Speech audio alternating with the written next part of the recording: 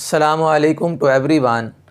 Calculus and Analytic Geometry Class 12 chapter number 3 integration के ऊपर आज हमारी डिस्कशन होगी।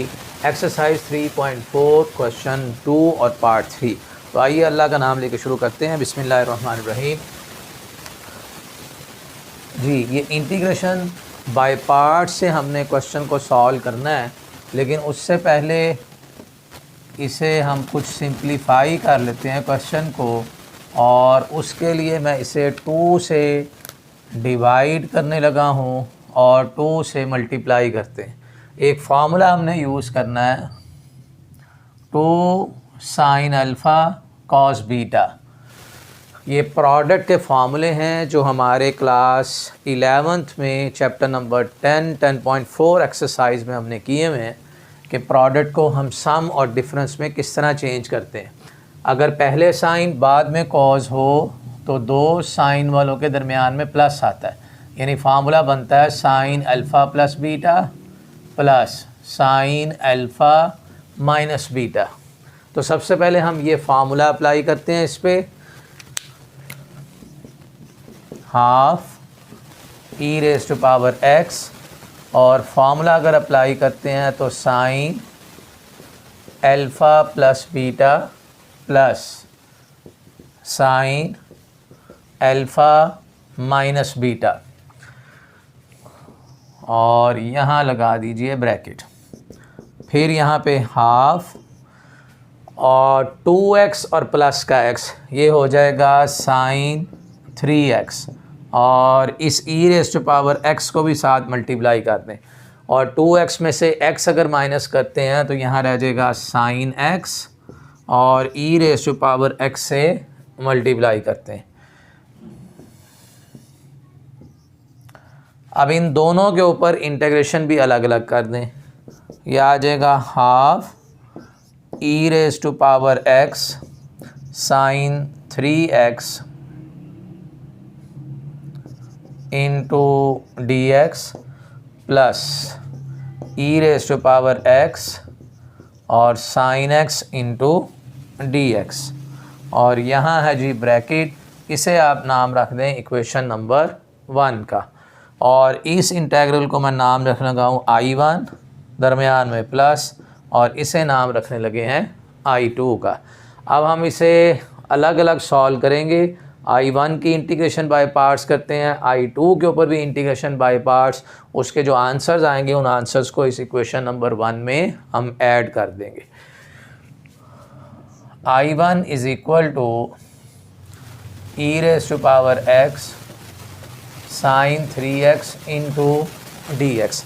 अब इसके ऊपर भी इंटीग्रेशन बाय पार्ट्स पे मैं रूल बता चुका हूँ पहले। आइलेट रूल हम यूज़ कर रहे हैं। सबसे पहले हम देखते हैं कि इन्वर्स ट्रिग्नोमेट्रिक फंक्शन है या नहीं, फिर हम देखते हैं लॉगरिथमिक फंक्शन, फिर अलजब्राइक फंक्शन, और टी में ट्रिग्नोमेट्रिक फंक्शन।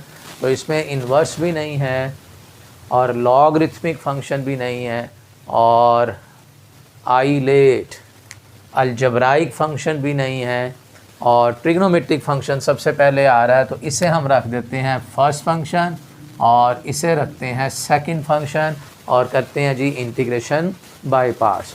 और इंटीग्रेशन बाय पार्ट्स का फार्मूला क्या था? First function as it is, integration of second e raise to power x की integration e raise to power x ही होती है। फिर माइनस इंटीग्रल का साइन, इंटीग्रेशन ऑफ सेकंड, यानी इसी आंसर को यहाँ लेके आते हैं। और डेरिवेटिव ऑफ फर्स्ट, भाई साइन 3x का डेरिवेटिव आ जाएगा cos 3x, और जब एंगल का डेरिवेटिव लेंगे 3x का डेरिवेटिव तो वो 3 हो जाएगा। तो इसे हम लिख सकते हैं e raise to power x sine 3x, ये कांस्टेंट 3 बाहर आ जाएगा, e raise to power x cos 3x into d x. और इसकी हमने फिर करनी है इंटीग्रेशन बाय पार्ट्स। इसको आप रखेंगे सेकंड फंक्शन, और इसे रख लीजिए फर्स्ट फंक्शन, और दोबारा इसके ऊपर फार्मूला लगा दें इंटीग्रेशन बाय पार्ट्स का।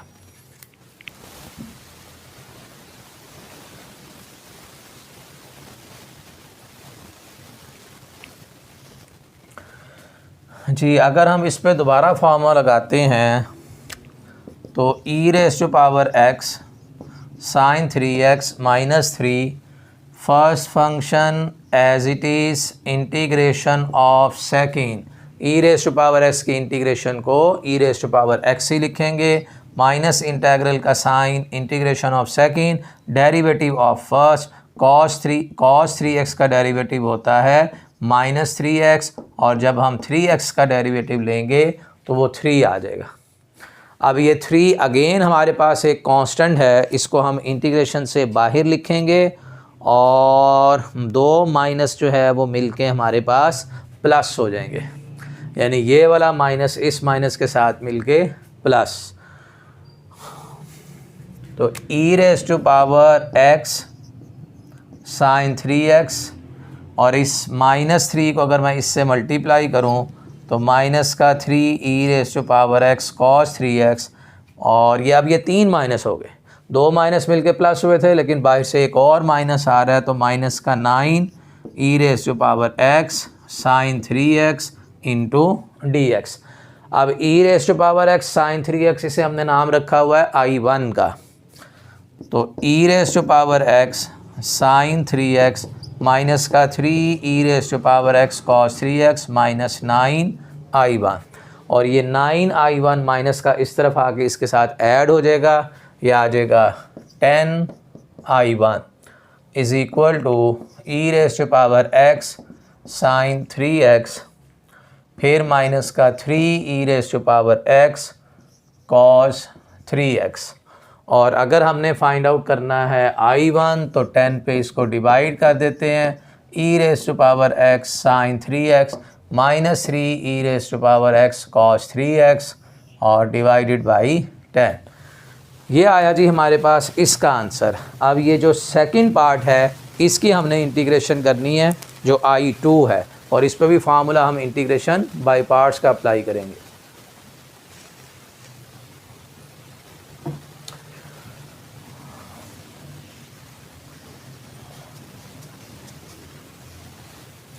जी I2 इंटेग्रल अब लिख लें, I2 is equal to e raise to power x sine x into d x, ये फर्स्ट और ये आ जाएगा सेकंड फंक्शन, और इंटीग्रेशन बाय पार्ट्स यहाँ फार्मूला आपको मैं दोबारा लिख देता हूँ।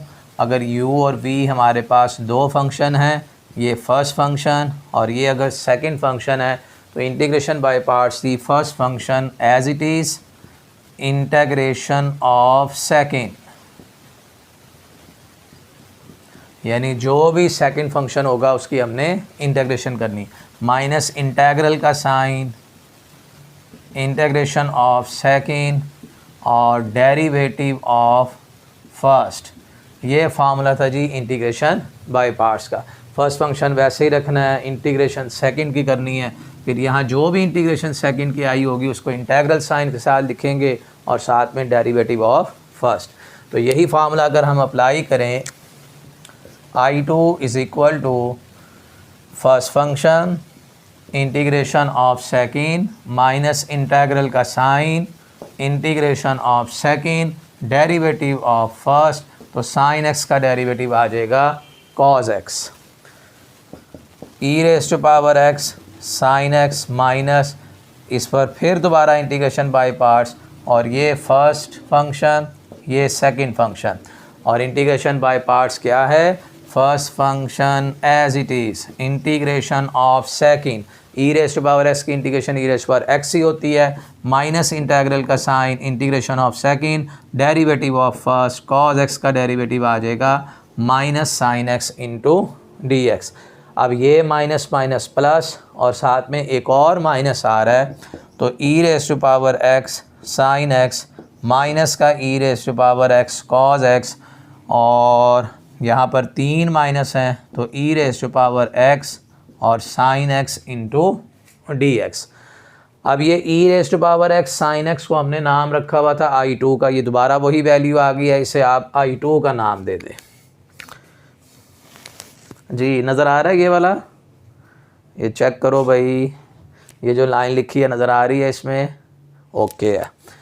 तो एक स्टेप इस पे और करते हैं, I2 is equal to e raise to power x sine x minus e raise to power x cos x और माइनस का I2, और माइनस का I2 इस तरफ लेके आएंगे 2I2, और अगर मैं इन दोनों से e raise to power x common ले लूँ तो ये आ जाएगा जी साइन एक्स माइनस का कॉज एक्स।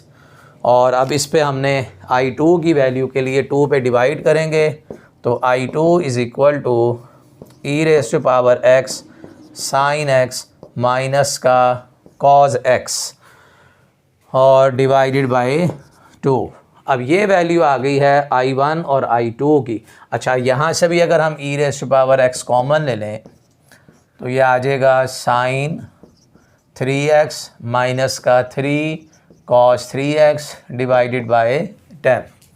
इन दोनों वैल्यूज़ को I1 और I2 की वैल्यू को यहाँ पे पुट करते हैं और उससे डिवाइड करेंगे किस पे, 2 पे, तो ये हमारे पास जो गिवन इंटेग्रल था ये उसकी इंटेग्रेशन हो जाएगी।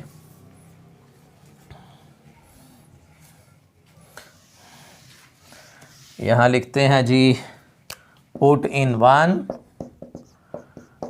तो 1 इक्वेशन क्या थी, हाफ, और यहाँ पर I1 की वैल्यू आ गई हमारे पास e raise to power x sine 3x minus 3 cos 3x और प्लस I2 की वैल्यू है e raise to power x sine 3x minus I2 की वैल्यू है e raise to power x